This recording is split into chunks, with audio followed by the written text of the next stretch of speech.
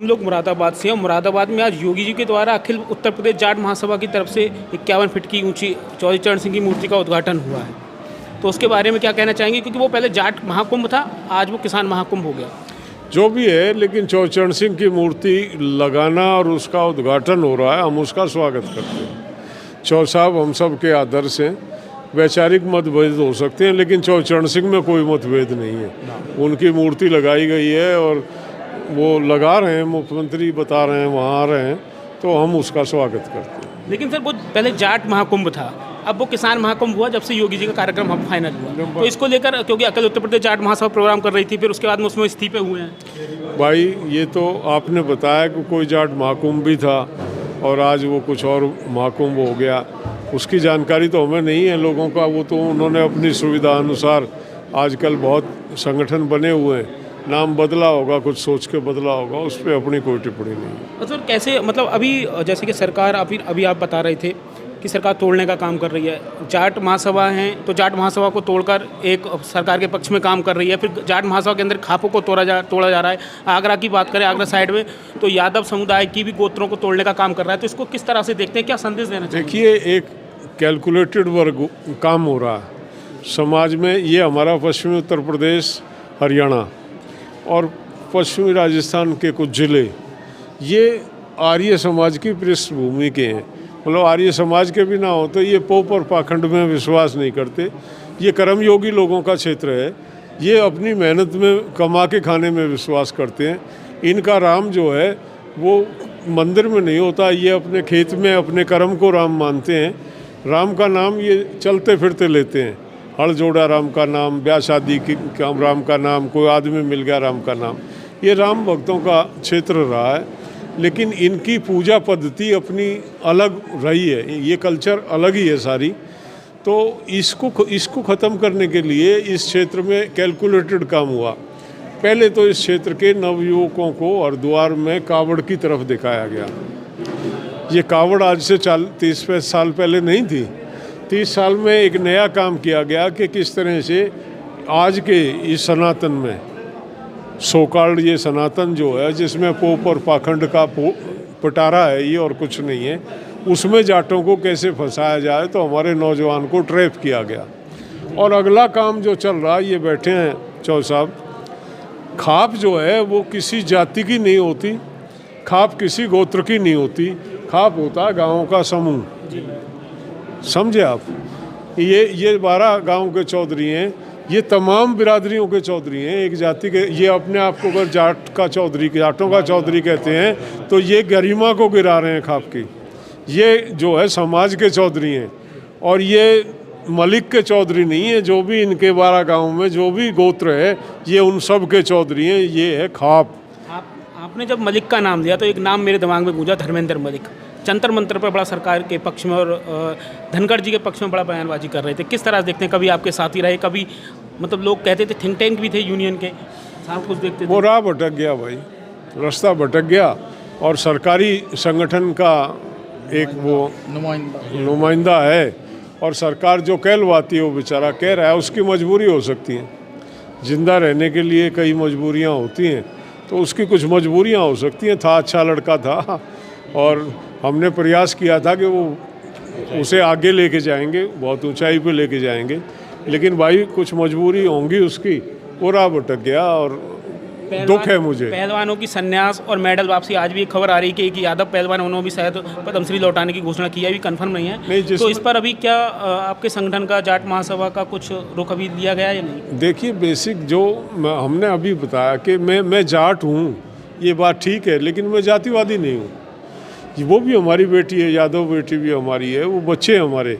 हम चौधरी चरण सिंह के अनुयायी हैं। चौधरी चरण सिंह का सपना था कि समाज को जोड़ा जाए। चौधरी चरण सिंह ने जातीय नाम से जो स्कूल थे, जाट स्कूलों के सबके नाम बदलवा दिए थे। और जाट नहीं, वैश्य के ब्राह्मण जो जाति के नाम से जो उत्तर प्रदेश में स्कूल थे, उनका अनुदान बंद करने का आदेश जारी कर दिया था कि इनको जाति सूचक शब्दों को हटाओ। तो वो जाट थे पक्के, लेकिन जाट होने के बाद भी जातिवादी नहीं थे। वो सबको एक समान देखते थे और एक वही हमारा कॉन्सेप्ट है। हम उनके अनुयायी हैं और उसी तरह से चलते हैं। वो पहलवान हैं, वो उनकी जाति नहीं है, वो एक अलग क्लास है, पहलवान हैं, खिलाड़ी हैं वो, और खिलाड़ी हैं जिन्होंने अथक मेहनत करके, पहलवान बनना कोई आसान काम नहीं है, पहलवान बनना, और उन्होंने देश का नाम दुनिया में जो है रोशन किया। ऐसे लोगों के साथ अगर इस तरह के अपमानजनक तरीके के कार्य होंगे और ऐसे एक गुंडे को बिठाया जाएगा जो ये कह रहा कि मेडल की क्या कीमत है, 15 रुपये में मिलता, मतलब उस ब्रजभूषण के लिए मेडल 15 रुपये की चीज़ है, तो उस आदमी को सरकार अगर बैठा के रखती है तो ये सरकार के सोच को दर्शाता है और हमको स्वीकार नहीं है। ये बात आपकी बिल्कुल ठीक है कि जातीय व्यवस्था से नहीं जुड़े थे, लेकिन भारत में जो कुछ भी एक्टिविटी होती है राजनीतिक रूप से वो वोटों के लिए होती है, तो जाटों को केंद्र में, जातिवादी केंद्र में आना पड़ता है। अभी कल ही संबित पात्रा का एक बयान आया था कि जाटों के कंधों को झुकाने की और उनकी मजाक करने की औकात किसी की नहीं है और कोई नहीं कर सकता। नहीं। तो जिस जाट को कभी विपक्ष मुद्दा बना रहा था, आज वो भाजपा मुद्दा बना रही है। ऐसा है, ये दोगले दुमही देखी आपने कभी? वो इधर भी चलती है, दो मुंह होते हैं, इधर भी चलती है, दोनों साइड में चलती है, दो मुंह है। अभी एक वीडियो वायरल हो रहा है जिसमें एक इनका वो एक प्रवक्ता है बीजेपी का, वो कह रहा है कि पश्चिमी उत्तर प्रदेश में हमने इन चौधरियों की चौधर को जो है वो जमुना में डुबो दिया, और हमने इनकी चौधर जो थी वो हरियाणा में भी उसको निपटा दिया। तो बीजेपी का एक प्रवक्ता तो हमारे कंधे मजबूत बता रहा है क्योंकि हमारा इस्तेमाल करना, और दूसरा प्रवक्ता ये कह रहा है कि हमने इनकी मरोड़ काट दी। तो किसको ठीक माने भाई? ये किसी के नहीं है, ये इस्तेमाल करते हैं, यूज एंड थ्रो करते हैं, इनको किसी जाति से कोई मोह नहीं है। व्यापारी और भिखमंगा, पृथ्वी सिंह बेधड़क एक भजनी थे, वो कहते थे व्यापारी और भिखमंगे को देश से प्यार नहीं होता, ये व्यापारी हैं, व्यापारी वर्ग के लोगों के कब्जे में देश आ गया।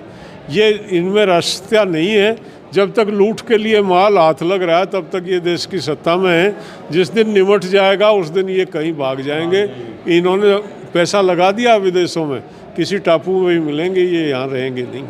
सर, जैसे कि अभी आप हैं साथ में, हमारी खाप संस्कृति से आप जुड़े हुए हैं, तो क्या कारण रहा? कभी किसी ज़माने में खाप की व्यवस्थाएं बहुत मजबूत हुआ करती थी, मुगलों के ज़माना, अंग्रेज़ के ज़माने और अभी भी कुछ सालों तक, लेकिन अब धीरे धीरे सिमटती जा रही है व्यवस्था। इसका क्या कारण है?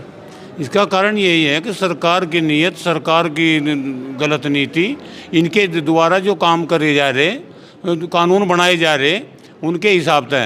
वैसे तो खाप जो है आज भी सक्रिय हैं, खाप के फैसले आज भी मजबूत हैं।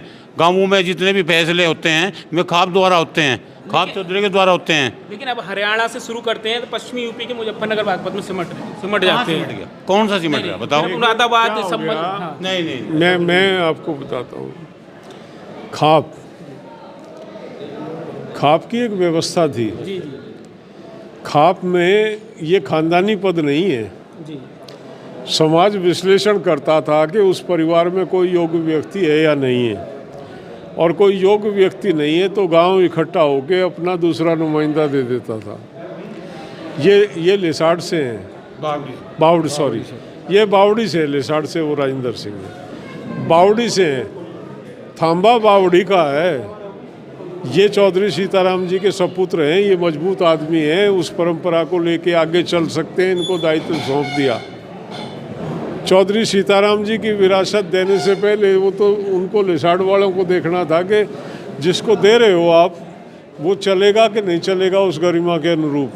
आज जो ये नज़रअंदाज होने लगा ना, इस तरह के कुछ ऐसे व्यक्ति खापों में चौधरी बन गए जो योग्यता नहीं रखते थे उस काम को, उस परंपरा को निर्वाह करने की, और उसकी वजह से ये कमजोरी आई है खाप में।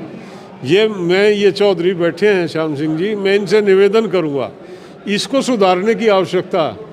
समाज मदद करेगा, लेकिन अगुवा ये हैं समाज के, ये इसको लें आगे। जो खाप का जो परंपरा है, खाप की परंपरा व्यक्ति विशेष और परिवार विशेष चौधरी नहीं होता।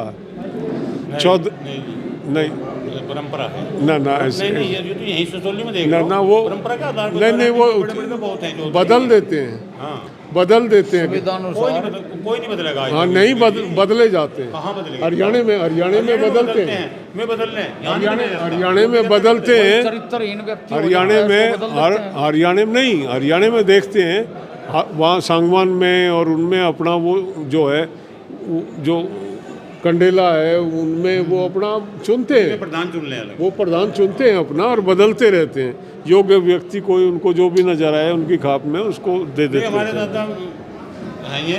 लेकिन सर जब आपने बताया कि योग्य नहीं चाहिए, मुझे ऐसा लगता है जब मैं आपके भाषण सुनता हूँ, व्यक्तिगत रूप से बता रहा हूँ, कि आप जैसे विचारकों की ज़रूरत समाज को है और आप जैसे विचारकों के द्वारा ही समाज के युवाओं को मार्गदर्शन समय समय मिलता रहे तो बहुत अच्छा रहे।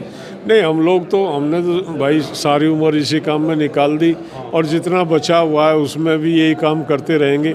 हम अपनी बात पे अडिग रहते हैं और प्रयास करते हैं ईमानदारी के साथ समाज का, जाति का नहीं, पूरे समाज का, एक वर्ग का काम करने का प्रयास करते हैं और उस प्रयास को निरंतर जारी भी रखते हैं।